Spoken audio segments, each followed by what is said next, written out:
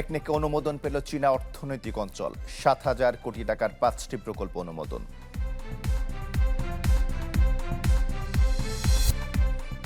সোনার হরিণ হয়ে উঠেছে চট্টগ্রাম বন্দরের এনসিটি। পরিচালনার ভার নিতে ময়দানে ৩ প্রতিষ্ঠান।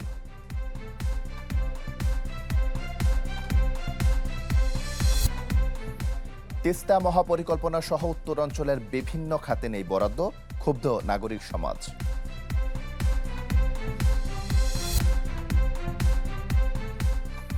আমন্ত্রণ মার্কেন্টাইল ব্যাংক পিএলসি বিজনেস 24। শুনছিলেন শিরোনাম, আপনাদের সাথে আছি আশিক তমাল।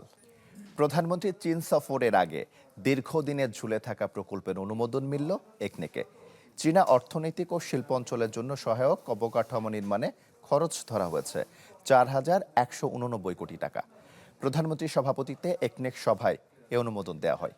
সরকারের দাবি, পুরোটি ধারাবাহিক প্রক্রিয়ার অংশ। এক দশক পর গতি পেয়েছে চট্টগ্রামের আনোয়ারায় চীনা অর্থনৈতিক ও শিল্পাঞ্চল নির্মাণে। এই অঞ্চলের জন্য রাস্তাঘাট, গ্যাসের লাইন সহ অন্যান্য আনুষঙ্গিক অবকাঠামো নির্মাণে অবশেষে প্রকল্প পাশ হলেও একনেকে। খরচ হবে ৪,১৮৯ কোটি টাকা। ২০২৭ সালের জানুয়ারিতে শুরু হয়ে যার কাজ শেষ হবার কথা ২০৩১ সালের ডিসেম্বরে। বাংলাদেশ সরকারের একনেক পরবর্তী সংবাদ সম্মেলনে প্রশ্ন ছিল, প্রধানমন্ত্রীর চীন সফরের আগে হঠাৎই কেন এত বছর ধরে ঝুলে থাকা প্রকল্পের অনুমোদন? সরকারের দাবি, পুরোটাই ধারাবাহিক প্রক্রিয়ার অংশ। এটা আসলে গত বৈঠকেই উঠেছিল, সময়ের কারণে সে পুরোটা আলোচনা হতে পারেনি, সে কারণে আজকে আবার নতুন করে এটা তোলা হয়েছে। তো এইগুলো কাজের ধারাবাহিকতা। এটা তবে মাননীয় প্রধানমন্ত্রীর সামনে সফর আছে। এদিন একনেকে ফেনী জেলার মানুষকে আকস্মিক দুর্যোগ থেকে রক্ষা করতে অনুমোদিত হয় প্রায় ১,৫০০ কোটি টাকার প্রকল্প। পাশাপাশি করতোয়া নদীকে পুনরুজ্জীবিত করতে বরাদ্দ দেওয়া হয়েছে আরও প্রায় ১,০০০ কোটি টাকা। এটা সম্পন্ন হলে এই আকস্মিক প্রকোপ থেকে যদি তৈরিও পরিস্থিতির সৃষ্টিও হয়, তাহলে সেখানে সর্বাপেক্ষা কম ক্ষয়ক্ষতির মধ্য দিয়ে আমরা যাতে পুরো ব্যবস্থাপনাটা চালাতে পারি, সেটার জন্য এই প্রকল্পটা তৈরি করা হয়েছে। তিস্তা নদীর সাথে এটাকে আবার রিলেট করতে গেলে প্রায় ৭০ কিলোমিটার নতুন করে করতে হবে। সেটা পরবর্তী ফেজের যে আরো প্রকল্পগুলো আছে সেইগুলোতে এটা নেওয়া হবে। প্রধানমন্ত্রীর সভাপতিত্বে অনুষ্ঠিত একনেক সভায় ৭,০০৩ কোটি ৩৬ লাখ টাকার ৫টি প্রকল্প অনুমোদন দেয়া হয়। দেলোয়ার দোলন, চ্যানেল 24, ঢাকা। সবাই কেন চট্টগ্রাম বন্দরের এনসিটির ভার নিতে চায়, এমন একটি প্রশ্ন এখন বেশ জোর পাচ্ছে। কারণ আলোচিত এই টার্মিনাল পরিচালনায় আগ্রহী দেশি বিদেশি ৩টি প্রতিষ্ঠান। এর মধ্যে কেবল আরব আমিরাতের ডিপি ওয়ার্ল্ডের সাথে দর কষাকষি চলছে। তবে দেশীয় আগ্রহীরা বলছেন, যাচাই বাছাই হওয়া উচিত সবার প্রস্তাবই। প্রতিযোগিতার মাধ্যমেই মিলবে যোগ্য অপারেটর। ফখরুল ইসলামের রিপোর্ট। চট্টগ্রাম বন্দর, যার সবচেয়ে বড় এবং লাভজনক টার্মিনাল এনসিটি, গত কয়েক বছর ধরে যেটি নানা কারণে আলোচনায়। এনসিটি পরিচালনার দায়িত্ব নিতে অনেকদিন ধরে চেষ্টায় আরব আমিরাতের ডিপি ওয়ার্ল্ড। ১৫ বছরের জন্য ইজারা চায় প্রতিষ্ঠানটি, চায় বিনিয়োগ করতে। এ নিয়ে চলছে দর কষাকষি। এই ইস্যুতে গরম রাজনীতির মাঠও। ডিপির সাথে আলোচনার মধ্যেই গেল ৭ জুন এনসিটি পরিচালনার আগ্রহ দেখিয়ে সরকারকে চিঠি দিয়েছে দেশীয় এমজিএইচ গ্রুপের অঙ্গ প্রতিষ্ঠান ট্রান্সমেরিন লজিস্টিক্স। তারও আগে ২৯ এপ্রিল একই প্রস্তাব দেয় বন্দরের ৩ অপারেটরের নতুন জোট, Saif, cosmos, Everest port services consortium, যাতে দুটি প্রতিষ্ঠান সরকার দলীয় ২ এমপির। লোকাল কোম্পানি আমরা ক্যাপাবল, লোকাল কোম্পানিকে দিলে সে ট্যাক্স যে ২০% ট্যাক্স ভ্যাট হবে সেটা কিন্তু সরকারের ঘরে জমা হবে। আবার বিদেশিকে দিলে এই ট্যাক্স ভ্যাট কিন্তু একটা টাকা আপনি পাবেন না। At the same time Chittagong বন্দর যে আজকে প্রায় ৯৫ থেকে $১০০ প্রফিট করে, এটাও আপনি পাবেন না। এটা থেকে অন্তত আরও টাকা কমে যাবে। যাদের প্রপোজাল আছে প্রত্যেকের সাথে ইন্ডিভিজুয়াল কথা বলা উচিত। প্রশ্ন উঠেছে, সবার আগ্রহের কেন্দ্রে কেন এনসিটি? তথ্য বলছে, বন্দরের মোট কন্টেইনার হ্যান্ডলিংয়ের অর্ধেকের কাছাকাছি হয় এনসিটিতে। যেখানে কন্টেইনার প্রতি বন্দরের যে $৫৬.১৫ ব্যয় হয়, তার অধিকাংশ পায় অপারেটর। এর মধ্যে বেড়েছে বন্দরের ট্যারিফও। তাছাড়া এখন সেখানে নতুন সরঞ্জাম ছাড়া খুব একটা বিনিয়োগের দরকার নেই, ফলে শুরু থেকেই মিলবে মুনাফা। যার সাথেই চুক্তি করা হোক সেটা যেন কনসেশন চুক্তি না হয়, সেটা যেন শুধুমাত্র টার্মিনাল অপারেট হয়। সেই ক্ষেত্রে এখন যেভাবে সিডিডিএল করছে, যে বেনিফিট কোম্পানিগুলো পাওয়া দরকার সেটি আমরা করব। কর্তৃত্ব বন্দরে থাকবে। ক্লজগুলো কি ছিল এগুলো জানানো হয় নাই। আমরাও ফরওয়ার্ড পক্ষ থেকে বারবার বলছিলাম যে এটা জানানো হোক যে আপনারা কি শর্তে তাদেরকে দিচ্ছেন। গ্রেফিল্ডে আমি আমার টাকা খরচ করে আমি তাকে কেন দিব? আমি যখন বাইরেই দিচ্ছি, আমি মনে করি গ্রিনফিল্ড দেওয়াই ভালো আমাদের। পাশাপাশি কারো কারো নজর আবার সিসিটিতে, যার বর্তমান অপারেটরের মেয়াদ শেষ হবে আগামী অক্টোবরে। তাই সিসিটির ভার নিতে আগ্রহী পিসিটির অপারেটর সৌদি আরবের রেড সি গেটওয়ে টার্মিনাল, সেখানেও আগ্রহী দেশীয় ট্রান্সমেরিন লজিস্টিক্স। তবে নানাভাবে চেষ্টার পরও এসব বিষয়ে বক্তব্য মেলেনি চট্টগ্রাম বন্দর কর্তৃপক্ষের। ফখরুল ইসলাম, চ্যানেল 24, চট্টগ্রাম। নতুন বাজেটে মূল্যস্ফীতি প্রায় 2% কমিয়ে 7.5% নামিয়ে আনতে চায় সরকার। একে খুব কঠিন বলছেন অর্থনীতিবিদ ও বিশ্লেষকরা। তবে সাধারণ মানুষের জীবনযাত্রার ব্যয় কমাতে নিয়মিত বাজার তদারকি সহ বেশ কিছু উদ্যোগের তাগিদ দিলেন তারা। মরিয়ম আজিজ মৌরিনের রিপোর্ট। রাজধানীর মোহাম্মদপুরে টাউন হল কাঁচাবাজার সাপ্তাহিক বাজার করতে এসেছেন চিকিৎসক মির্জা আদনান। বাজেটে মূল্যস্ফীতি কমিয়ে আনার কথা বলা হলেও বাজার পরিস্থিতি কেমন? মির্জা আদনানের মতো আরও অনেকে জানালেন নিত্যপণ্যের ঊর্ধ্বগতি নিয়ে অস্বস্তির কথা। শুধু কাগজে কলমে নয়, বাজারে স্বস্তি ফেরাতে তাদের চাওয়া কঠোর তদারকি। জিনিসপত্রের দাম যদি আপনার না কমে তাহলে এগুলো তো খুব একটা কোনো মানে রাখবে না। মানে এখন পর্যন্ত আমরা দাম বাড়লে কমতে দেখি নাই কখনো। আমরাও চাই সেটা আমাদের ক্রয় ক্ষমতার মধ্যেই থাকুক, এটা স্বাভাবিক। আমি ধরেন আমার 10 টাকা ইনকাম, যদি আমার 20 টাকা খরচ হয় তাহলে আমার জন্য সেটা অনেক বাড়ে। বাংলাদেশ পরিসংখ্যান ব্যুরো বিবিএস এর সবশেষ তথ্য বলছে, মে মাসে মূল্যস্ফীতির হার ছিল 9.42%। সাধারণ মানুষের জীবনযাত্রার ব্যয় কমাতে এই হার 7.5% নামিয়ে আনতে চায় সরকার। তবে বর্তমান বাস্তবতায় এই লক্ষ্য কতটা ছোঁয়া সম্ভব তা নিয়ে উঠছে প্রশ্ন। অর্থনীতিবিদ ও বিশ্লেষকদের মতে সরকারের কাঙ্ক্ষিত এই লক্ষ্য অর্জন মোটেও সহজ হবে না। তবে সাধারণ মানুষকে স্বস্তি দিতে কিছু উদ্যোগের পরামর্শ দেন তারা। নানামুখী প্রেসারের মধ্যে এটা থাকবে, সুতরাং এখনই বলা যাচ্ছে না যে 7% এটা নামিয়ে নিয়ে আসা হবে কি, এটা সম্ভব হবে কিনা।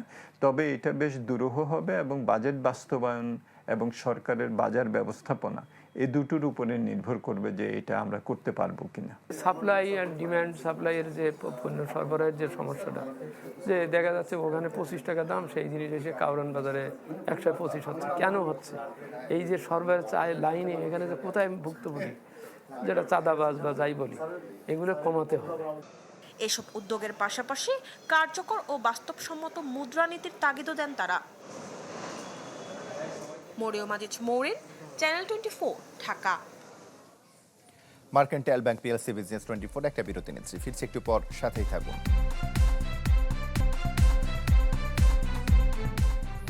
আবার স্বাগত, দেখছেন মার্কেন্টাইল ব্যাংক পিএলসি বিজনেস 24। পারমাণবিক বিদ্যুৎ কেন্দ্রের সুবাদে বদলে যেতে শুরু করেছে রূপপুর। এক সময়কার ধুধু বালুচর এখন ব্যস্ত এক শহর। সকল ক্ষেত্রে পরিবর্তন এসেছে এই অঞ্চলের মানুষের মাঝে, বদলে যেতে শুরু করেছে চিত্র। রূপপুরে যেখানে একসময় ছিল ধুধু বালুচর, মাঠের মধ্যে ছিল ছোট্ট এক প্রাচীন স্থাপনা, সেখানে এখন হাজার হাজার মানুষের পদচারণা। রূপপুর পারমাণবিক বিদ্যুৎ কেন্দ্র স্থাপনের পর যা এখন আলো ঝলমলে ব্যস্ত এক শহর। রূপপুরের মতো বিবর্তন শাহাপুরেরও। গড়ে উঠেছে আধুনিক মার্কেট, অসংখ্য রেস্তোরাঁ, ফ্যাশন হাউস সহ বেশ কিছু ব্যবসা প্রতিষ্ঠান, যাদের নামও আবার রুশ ভাষায়। প্রায় 5000 রাশিয়ানের কল্যাণে আধুনিক গ্রিনে সিটি যেন এখন রুশ পল্লী। গ্রিন সিটি সব বড় বড় আবাসিক মার্কেট হয়েছে, হোটেল হয়ে যাচ্ছে, এটা মিনি রাশিয়া বলে। বিদেশিরা এখানে বসবাস করে, এজন্য এখানকার ব্যবসা বাণিজ্যের আমূল পরিবর্তন হয়েছে। এখানে অনেক কর্মসংস্থানের সৃষ্টি হয়েছে, নতুন নতুন রেস্টুরেন্ট হয়েছে। রূপপুর পারমাণবিক বিদ্যুৎ প্রকল্পের কাজ শুরুর পর থেকেই বদলে যেতে থাকে এই জনপদ। গড়ে উঠেছে অন্তত 5টি রিসোর্ট, প্রায় 30টি রেস্তোরাঁ, 15টি বেসরকারি হাসপাতাল আর 10টি শপিং মল, যেখানে তৈরি হয়েছে কয়েক হাজার মানুষের কর্মসংস্থান। এতে কমেছে দারিদ্র্য। আপনার এই পাওয়ার প্ল্যান্ট আসার পর থেকে ব্যবসা বাণিজ্য সবারই ভালো। আগে জায়গা নিবার লোক ছিল না, এখন সোনার দামের দাম, কেউ কিনতেই পারছে না। আমার দেশের মানুষ এখন কর্মজীবী হয়েছে, এখন বিভিন্ন প্রতিষ্ঠান হয়েছে, প্রতিষ্ঠানে সব চাকরি বাকরি করে। রূপপুর প্রকল্পের প্রভাবে আর্থসামাজিক পরিবর্তন ঘটছে স্থানীয় জনপদের। জমির দাম বেড়েছে কয়েক গুণ। Desk report, channel 24। আবারও বাজেটে বৈষম্যের শিকার রংপুরের মানুষ। তিস্তা প্রকল্প নামকাওয়াস্তে আলোচনায় এলেও নেই বরাদ্দ। বিশেষজ্ঞরা বলছেন, কৃষি, শিল্প, অবকাঠামো, যোগাযোগ ব্যবস্থা ও নদী ব্যবস্থাপনা কোথাও গুরুত্ব পায়নি এই অঞ্চল। উন্নয়ন বরাদ্দে রংপুর সিটি কর্পোরেশনের নাম রাখাই হয়নি। বারবার উপেক্ষিত হওয়ায় ক্ষুব্ধ নাগরিক সমাজের প্রতিনিধিরা। ফখরুল শাহিনের রিপোর্ট। নতুন অর্থবছরের বাজেটে উন্নয়নের মূল স্রোতে জায়গা থাকার আশা ছিল রংপুরের মানুষের, কিন্তু বরাদ্দের তালিকায় প্রায় অনুপস্থিত জেলার নাম। প্রস্তাবিত বাজেটে উত্তরবঙ্গকে কৃষি হাব হিসেবে গড়ে তুলতে ৩,০০০ কোটি টাকা বরাদ্দ থাকলেও স্পষ্ট উল্লেখ নেই রংপুরের কথা। সেচ থেকে শুরু করবে পণ্যের বাজারজাতকরণ পর্যন্ত সবটাই হয়তো সে কৃষি হাবের আওতায় নিয়ে আসা সম্ভব। এখন আমাদেরকে বুঝতে হবে যে কৃষি হাব কতটুকু অঞ্চলকে কাভার করতে পারবে। বিশেষজ্ঞরা বলছেন, দেশের অন্যতম কৃষি উৎপাদন অঞ্চলে পচনশীল পণ্য সংরক্ষণে নেই কোনো উদ্যোগ। জিআই স্বীকৃত শতরঞ্জি নিয়েও নেই বরাদ্দ।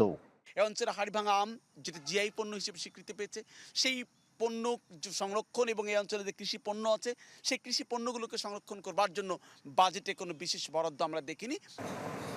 নাগরিক সমাজের প্রতিনিধিরা বলছেন, 2022-23 ও 2023-24 অর্থ বছরের বাজেটে প্রায় 64 কোটি টাকা বরাদ্দ পেলেও পরের 2 বছর বরাদ্দ ছিল শূন্য। দক্ষিণ পশ্চিম অঞ্চল, ওই অঞ্চলের যে উন্নয়নের বাজেট দেওয়া হয়েছে, ওখানে যে এডিবি দেওয়া হয়েছে, সেই হিসাবে রংপুর অঞ্চলকে এত বড়ভাবে বঞ্চিত করা হয়েছে। রংপুর সিটি কর্পোরেশনের মতো জায়গায় 1 টাকাও দেওয়া হলো না। 2 কোটি মানুষের অভিশাপ ঘোচাতে দীর্ঘ সময়ের আন্দোলন, জাতীয় ইস্যুতে রূপ নেওয়া তিস্তা মহাপরিকল্পনা বাস্তবায়ন নিয়ে আলোচনা হলেও প্রকল্পে নেই সুস্পষ্ট বরাদ্দ। এ নিয়ে ক্ষুব্ধ তিস্তা বাঁচাও নদী বাঁচাও সংগ্রাম পরিষদের নেতারা। তিস্তা মহাপরিকল্পনার জন্য যে নিজস্ব অর্থায়নে করার যে ঘোষণা ছিল পানি সম্পদ মন্ত্রী সরকারের, সেটি প্রতিফলন হয় নাই, কিন্তু বক্তব্য আছে। এই ক্ষেত্রে এই অঞ্চলের মানুষ আশা পূরণ হয়নি। সরকার কিভাবে সেই প্রতিশ্রুতি রক্ষা করবেন সেটি এখন দেখার বিষয়। কেবল বিশাল বাজেট নয়, বরং বৈষম্য দূর করে প্রতিটি অঞ্চলে সুষম বরাদ্দ ও উন্নয়ন নিশ্চিতের দাবি রংপুরবাসীর। Fakhrul Shahin, channel 24, Rangpur. Mercantile bank PLC business 24 এ নিচ্ছে আরও একটা বিরতি, সাথেই থাকুন। আবার স্বাগত, দেখছেন মার্কেন্টাইল ব্যাংক পিএলসি বিজনেস 24। মার্কিন যুক্তরাষ্ট্রের অর্থনীতিতে পারিবারিক ব্যবসাগুলোর প্রভাব অত্যন্ত ব্যাপক এবং গভীর। এবছর দেশটির শীর্ষ পারিবারিক ব্যবসা প্রতিষ্ঠানের তালিকা প্রকাশ করেছে ফোর্বস। এবারে তালিকায় ঠাঁই পাওয়া শীর্ষ 100টি প্রতিষ্ঠান তাদের রাজস্ব এবং সক্ষমতার নতুন রেকর্ড গড়েছে। মার্কিন যুক্তরাষ্ট্রের অর্থনীতিতে পারিবারিক ব্যবসাগুলোর প্রভাব অত্যন্ত ব্যাপক এবং গভীর। এই প্রতিষ্ঠানগুলোকে দেশটির অর্থনীতির নিঃশব্দ চালক হিসেবে বিবেচনা করা হয়। পরিসংখ্যান অনুযায়ী দেশটির মোট ব্যবসা প্রতিষ্ঠানের 25%ই পারিবারিক মালিকাধীন। যুক্তরাষ্ট্রের বেসরকারি খাতের মোট জিডিপি 1/4 আসে এই পারিবারিক ব্যবসা থেকে। এছাড়া মোট কর্মসংস্থানে 23% যোগানো দিচ্ছে এই প্রতিষ্ঠানগুলো। পারিবারিক ব্যবসাগুলো 2026 সালের বার্ষিক তালিকা প্রকাশ করেছে ফোর্বস। প্রত্যাশিতভাবেই শীর্ষে রয়েছে খুচরা বিক্রেতা প্রতিষ্ঠান ওয়ালমার্ট। $713 বিলিয়ন বিক্রির মাইল ফলক স্পর্শ করে কোম্পানিটির বাজার মূলধন $1 ট্রিলিয়ন। অন্যদিকে $154 বিলিয়ন রাজস্ব নিয়ে ব্যক্তিগত মালিকানাধীন প্রতিষ্ঠানের তালিকায় সবার উপরে আছে কৃষি ও খাদ্য খাতের জায়ান্ট কারগিল, যার 88% মালিকাধীন এখনও কারগিল পরিবারের হাতে। ঐতিহ্যের বিচারে 174 বছরের পুরনো লিভাইস স্ট্রোপ তালিকার সবচেয়ে প্রাচীনতম প্রতিষ্ঠান হিসেবে নিজেদের অবস্থান ধরে রেখেছে। বিপরীতে 1997 সালে প্রতিষ্ঠিত সনিক অটোমেটিভ তালিকায় সর্বকনিষ্ঠ সদস্য। 31টি রাজ্যে ছড়িয়ে থাকা এই পরিবারগুলো মেরিয়ট এবং হায়াত হোটেলের পাশাপাশি নর্থস্ট্রম এবং কোহলারের মতন বিখ্যাত ব্র্যান্ড পরিচালনা করছে।